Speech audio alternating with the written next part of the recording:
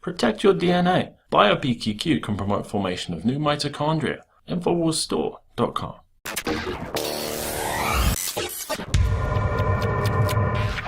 Welcome to the Infowars Nightly News. I'm Millie Weaver, and we're going to be breaking down the most epic Donald Trump tweets of the week. Well, Donald Trump has been on fire on Twitter this week, putting the haters to rest. So let's go ahead and look at some of his most epic tweets of the week. The crackdown on illegal criminals is merely the keeping of my campaign promise. Gang members, drug dealers, and others are being removed. Well, Donald Trump is stopping out those fake news lies. You know how the fake news likes to make up that Donald Trump is going to deport all these innocent Mexican Americans? That's not even the case, okay? He's only going to be going after those who are here illegally and that are committing crimes. We're talking, gang members, members of the cartel. So he is putting that fake news lie to rest. While on fake news CNN, Bernie Sanders was cut off for using the term fake news to describe the network. They said technical difficulties. Yeah, freaking right. We are supposed to believe that baloney.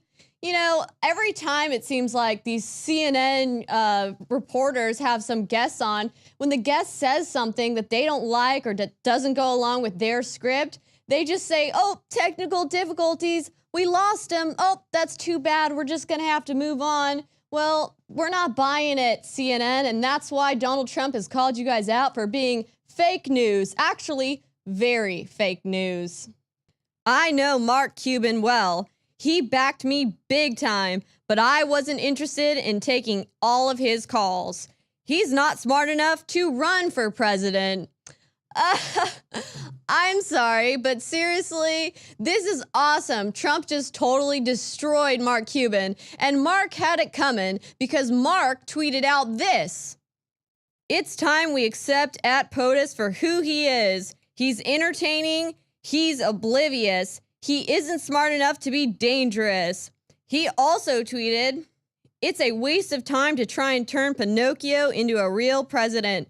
The focus needs to be on the Geppettos and legislators around him. Well, Mark, you really got served. I mean, you talked all this trash, and then what do you know? Trump came around and completely fired you.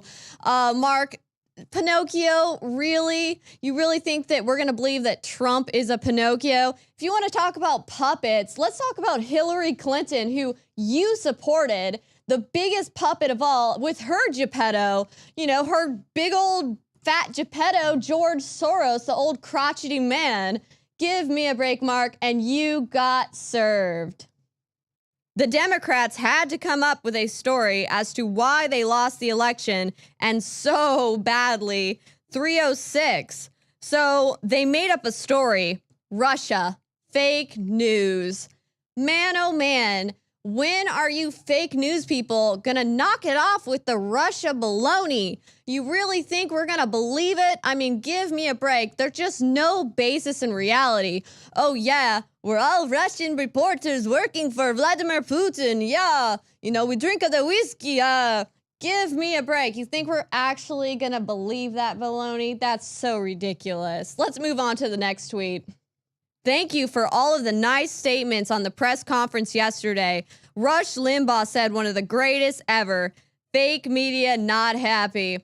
That is right. The fake news was super mad. I mean, they were not happy. And Rush Limbaugh put it greatly. He said that Trump took them to school. And I wholeheartedly agree with that. I mean, they just kept asking him the exact same question over and over. Are you related with Russia? Do you have ties to Russia? Do you have interest with Russia? He's like, no, no, no. Gosh, stop asking the same questions. Who writes these questions for you guys? So he made a great point, and the most epic part about that conference was when he demoted them from fake news to very fake news. Well, this concludes our Trump tweets of the week. Check back in next week for another episode of Epic Donald Trump Tweets of the Week. I'm Millie Weaver, and you're watching the Infowars Nightly News.